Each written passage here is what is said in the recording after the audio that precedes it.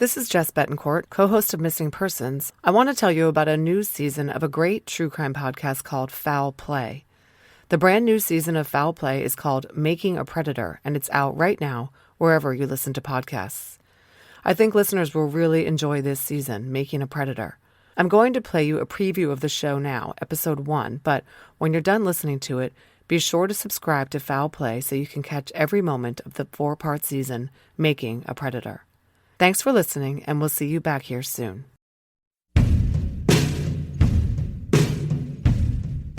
When I would text with somebody and try to engage from a dating standpoint, I was getting just short answers back. So this was really one of the first times where I had someone on the other end that was giving me the time of day. And so this was the first time where I had felt head over heels for someone that I had never even met.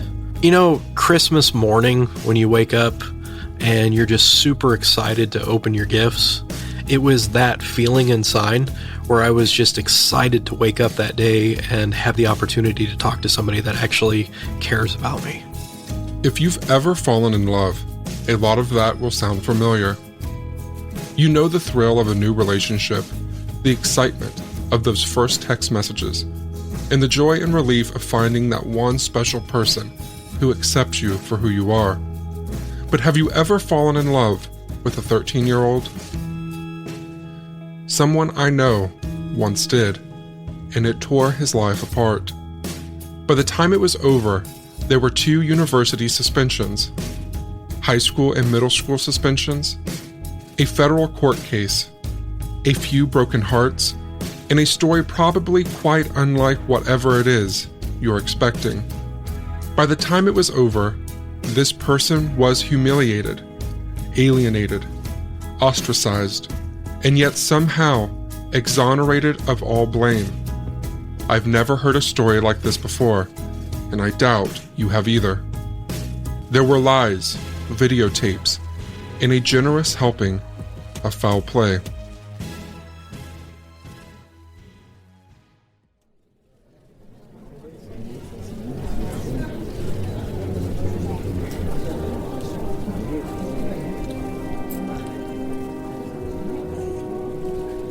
Our story begins with a man walking into a movie theater in Noblesville, Indiana. 22-year-old Brent Allred. Brent is shy, self-effacing, and a junior at nearby Ball State University.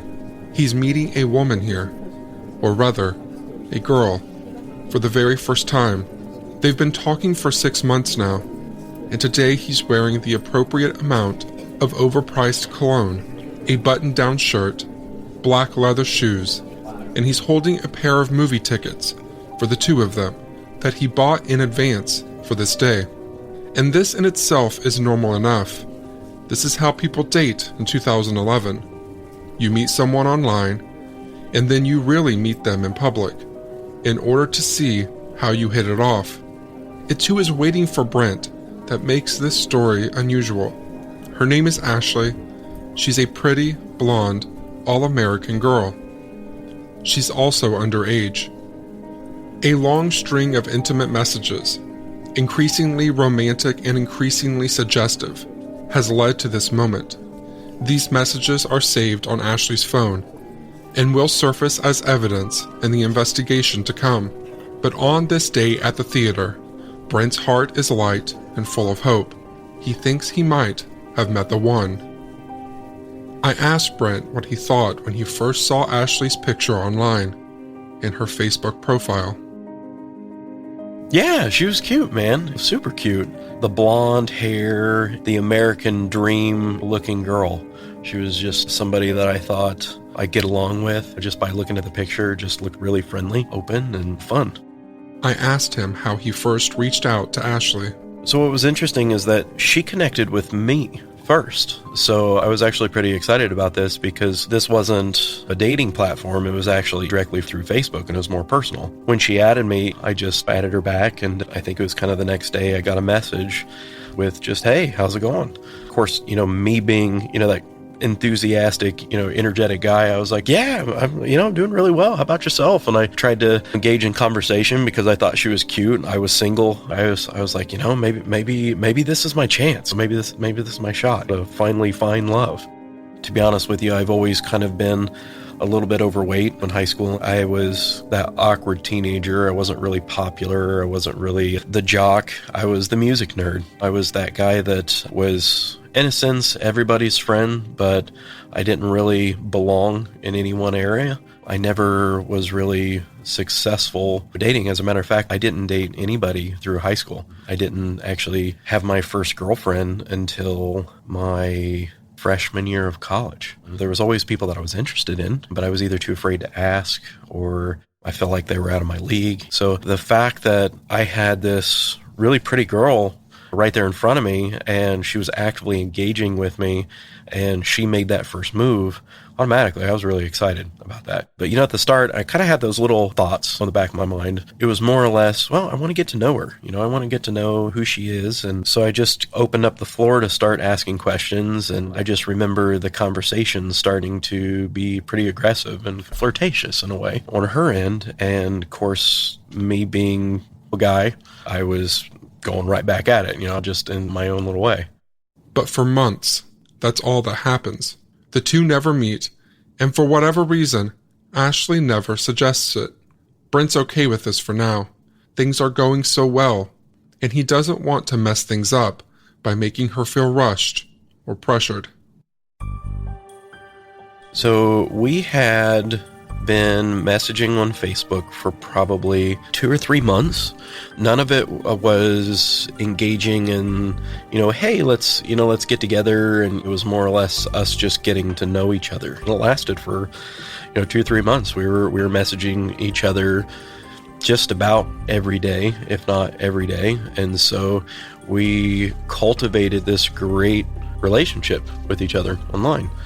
It was heartfelt. I started to feel for her and, some of the situations that were brought up, just typical life things, people struggling, people just being there for someone as a human being. We weren't really actively engaging in any type of sexual or romantic interest on Facebook. It wasn't until we transitioned over into the phone world where we basically exchanged numbers where things started to get a little bit more personal. Things started to kind of heat up a little bit.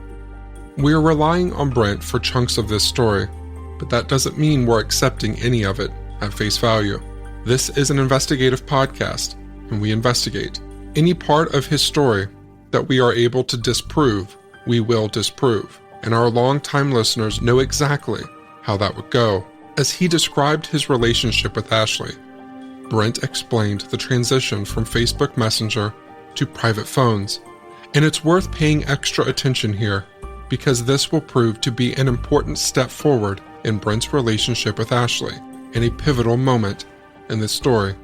Facebook, even at that time, is still, even though we're on like an instant messenger, it still feels like it's open to the public. I think when the transition moved over to the phone, that's when things started to kind of heat up a little bit. We started to attract feelings for each other. At least I did. That was that tipping point of she's really actively engaging me and we're having these conversations back and forth, and it's every day. Most conversations are, especially online, so you might be friends online, but you're not talking to each other every day. In the back of my mind, it's like, here I have someone actively engaging with me, is truly interested in me. And kind of going back to that principle of always kind of being a bigger guy, not necessarily the best looking guy in the world, which kind of made me a little bit socially awkward to begin with. The fact that someone was actually talking to me and engaging me that was incredibly pretty in my eyes, I was all for it. I was super excited. I was just like, yes, this is great. This is what I've been looking for, I think however we feel about what we've heard so far, we all do on some level know what Brent means when he talks about looking for someone who makes us feel seen and appreciated for who we are. I don't think I really need to tell anyone that this is the sort of thing that shouldn't ever be happening with an underage girl. But the vulnerability and the thrill of an online relationship is something I think most of us can relate to. I asked Brent how often they talked when things began, in his words, heating up. We engaged in several conversations during the day, especially on the weekends. I remember messaging back and forth a lot during the day, and the exchanges were probably maybe every 15 minutes to half an hour where we get these messages back and forth. So it wasn't like completely instant, just like on Facebook. But when it transitioned over to the text messages, it was really heavy during the weekends. And then at night, we were talking all throughout the night, wee hours in the morning. The relationship at that point just took this turn, and I'm like, this is actually going somewhere, and I've created this great relationship with this person, and I'm starting to get these feelings, she's starting to get these feelings back, and we kind of have this mutual agreement that we really care for each other, and we want to kind of take this farther. And so, in the text messages, that kind of thing, things started to get what I would say a little spicy, a little spicy. Nothing crazy, but just the typical flirting back and forth. Those cute conversations that turn you on, Now that they're having these, quote, cute conversations, Brent wants to meet. Each time he suggests this, Ashley changes the subject, or she's working, or out of town. But one way or another, their meeting is postponed. And so I started kind of pushing towards that meeting, and I noticed a little bit of a resistance, which was kind of interesting. I would attempt to meet up with her, but there would always either be a lapse in communication, I wouldn't get a text message back, or the text might be avoided, or it'd be kind of, yeah, maybe we could do that sometime, that'd be kind of cool. But it was this playful back and forth of, should we do it? Should we not? And all the while, I was just super excited that she was even interested in me in the first place, to actually want to engage and want to hang out with me, and seemed like she was wanting to, but I thought she was just kind of playing hard to get. At this point, Brent and Ashley have reached the place in their relationship where they're frequently talking deep into the morning. Finally, she agrees to meet for a movie at the AMC IMAX at Hamilton Town Center in Noblesville, west of Muncie. I was saying I love you every night, especially, before we go to bed. Now, I don't remember what movie it was that we agreed to see, but I remember she was super excited to see the movie, and so was I, and we were planning this night out for maybe, a week and a half or so. We were super excited about this because she was like, yeah, we can meet on the weekend, we can go out to eat. Brent offers to pick Ashley up so they can drive to the theater together and talk for the first time in person on the way. She'd rather meet there. She doesn't have a car right now, but she'll have someone drop her off. So, he goes to the theater alone, and he waits in the lobby for her to arrive. I had bought both of our tickets, and I get a text message basically saying, hey, I'm running a little bit late, I'm sorry, and I'll be there here as soon as I can. I'm about 10 minutes away. Ashley's ride had gotten hung up somewhere, and she was waiting to hear back from them. I didn't want to miss the first part of the movie, so I went in there, just watched the first part of the movie, and I got the text message saying, hey, I'm here, I'm here. I was like, okay, I'll be out to get you. I'll walk out, I'll get your ticket and stuff. This moment has been 6 months in the making. These two have talked for hundreds of hours. They've shared things. They have private jokes. They've texted endlessly. But this will be the first time they ever hear each other's voice. I was really nervous. I was dressed up, not full suit and tie, type of thing, but I had a nice dress shirt on. I was really excited to meet her. It's one of those moments where I felt like I was finally getting somewhere in the dating world. And I was like, this is cool. This is great. I've got someone that's actually actively pursuing me versus me actively pursuing someone else, which has always been the case. I've always gone after somebody versus someone going after me. So the fact that she was the one who suggested that we continue our conversation. I don't remember if she suggested the movie or not, but we were both kind of in this agreement that we see each other. This is like leading up to this movie point was like months in the work. We're talking probably close to 4 to 5 months of just talking online before we actually made that engagement to actually meet with each other. But as you can imagine, I had all kinds of ideas of what we might do. Are we going to hold hands? Are we going to kiss? Are we're going to do something more, you know. Back in my mind, I was like, well, maybe we can get a hotel, or maybe she can come back to my place, you know. It'll be fun. But it won't be fun. When Ashley texts again, the movie is half over, and as he leaves his seat to meet her, his life is about to change. If you've seen the popular television series To Catch a Predator, you know what happens next. The pretty blonde Brent's been texting is not the one waiting for him in the lobby. It's two men with cameras pointed right at him with a message for their invisible audience. Brent Allred is a pedophile. It takes a moment for him to realize what's happening. Later, he'll say he went numb, almost as if he blacked out on his feet.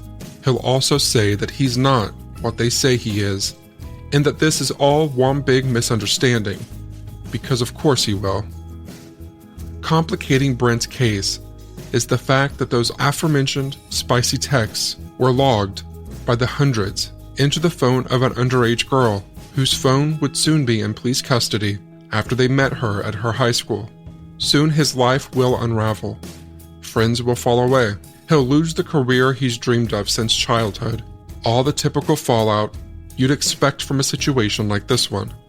And of course, with Brent insisting all the while that this isn't what it looks like. But here's the thing.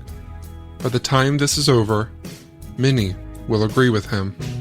Lights, camera, axiom. If he likes me, takes me home. Lights, camera, axiom. If he likes me, takes me home. Come on, you know you like the little girls. Come on, you know you like the little girls. You can be my daddy. You can be my daddy.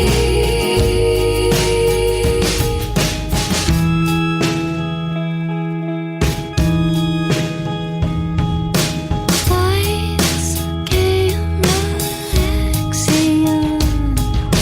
He didn't know he'd have this much fun. Lights, camera, axiom. He didn't know he'd have this much fun. Lights, camera, axiom. He didn't know he'd have this much fun. Come on, you know you like the little girls. Come on, you know you like the little girls. You can be my daddy. You can be my daddy. You my little sparkle jump rope queen. You my little sparkle. You my little sparkle jump rope